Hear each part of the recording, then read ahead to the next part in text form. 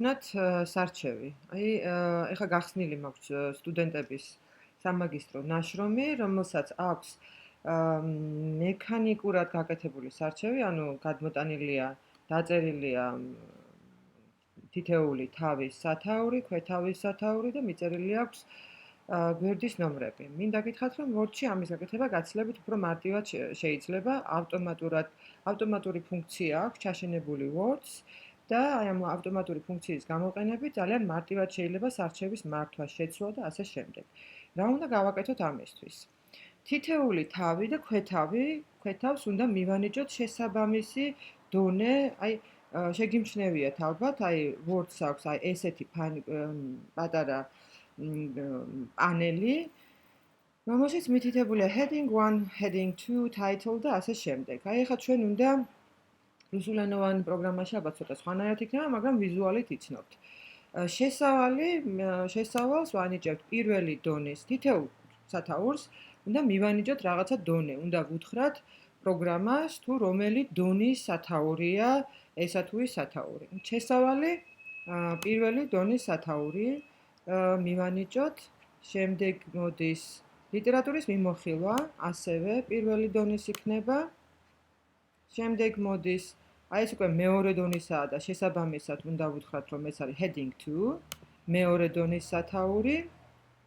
შემდეგ მოდის ასევე მეორე დონის სათაური, heading 2. შემდეგ მეორე დონის სათაური ისევ ლიტერატურის მიმოხილვის ქვეშ. ისევ მეორე დონის სათაური. ისევ მეორე დონის სათაური. მოვნიშნავთ და ვაჭერთ შესაბამის დონეს. მოვნიშნავთ, ვაჭერთ heading 2-ს, იმიტომ რომ მეორე დონისაა ესეც. ასე შემდეგ, ვაგრძელებთ. კვლევის მეთოდოლოგია პირველი დონის სათაურია, კვლევის მეთოდები მეორე დონის არის. კვლევის შეზღუდვები მეორე დონის არის. კვლევის შედეგების განხილვა, ეს არის პირველი დონის სათაური. ამ სათაურის ქვეშ არის მეორე დონე, მასწავლებელი აკადემიური პარადიგმის პრინციპებით. ისევ მეორე დონე.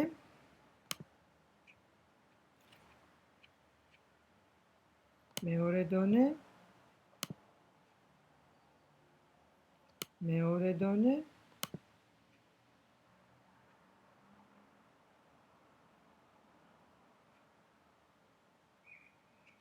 მეორე დონე. ისევ მეორე დონე.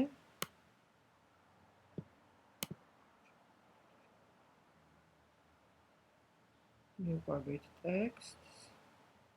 დიაგრამებს ცალკე გასწავლით, კიდევ როგორ უნდა გავაკეთოთ. გადანომრვა ავტომატური, დასკვნები და რეკომენდაციები პირველი დონე.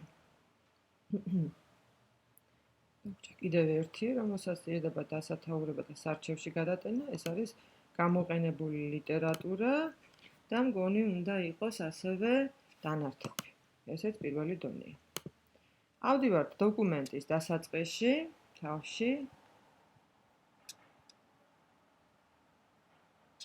და აბსტრაქტისა და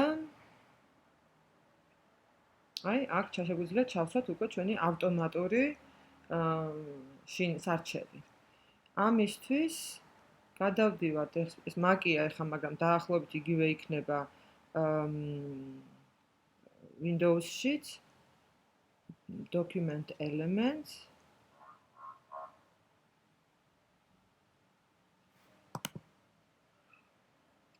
და აქ გვაქვს Table of Contents, ანუ სარჩევის სხვადასხვა ვარიანტი, ერთი რომელიმე ავარჩიოთ და ნახოთ რა გამოგვივიდა.